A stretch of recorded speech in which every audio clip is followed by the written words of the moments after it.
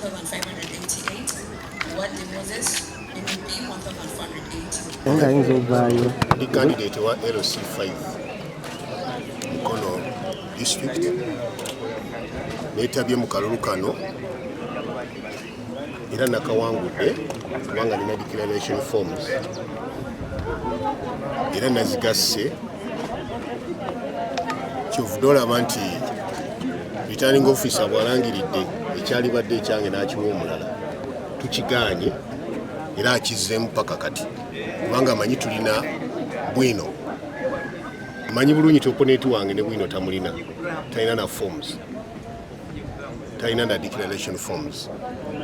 Naye ate omuntu okufuuka okulangirirwa mwe muli bantu bayigirize afuna declaration form okuva ewa returning officer ng'eteekeddwako omukono ng'eraga ne be yeesimbye nabo na buli kimu kye yafunye, buli muntu kye yafunye ate oluvannyuma alako n'ateekako omukono. Ekyo tekinnaba kubeerawo, kitegeeza kye yalangiridde naye yennyini yakyejjusizza ng'alaba si kituufu kubanga ekyalibadde ekyange ate kye yawadde oli kubanga nze declaration forms ezirina.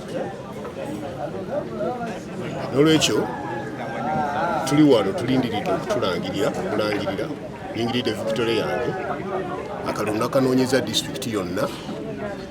Siroza nti opponent wange yakoze meeting ezisukka mu 10 naye nagenze mu buli kyalo ekya district eno emirundi ogutali gumu egitali ebiri nanoonya akalulu kano. Naliko ssentebe wa district eno era nina bye nakola bingi, n'olwekyo abantu bampagira nnyo.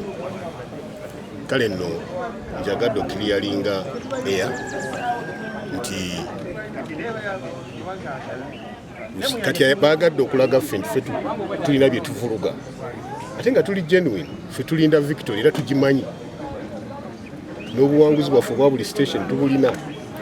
N'olwekyo kyenjagadde okubategeeza wano olwaleero tulindira Victoria yaffe era tuteeka ogifuna. Nze nina okulangirirwa nga chairman, me or nobody, because nze nawangudde. Sinzira ku DR forms zo. Yes. Wagase olina obululu meka.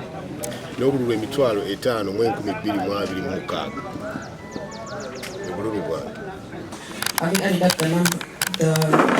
the number of votes cast as recorded on each declaration of results form in accordance with Section 147 of the Local Governments Act, Cap 138, declare that the total number of valid votes cast for each candidate are as follows: Lukoya Francis Mukome, NRM 52,523.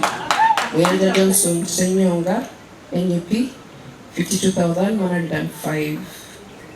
Senyonjo Luben, Independent 3,095.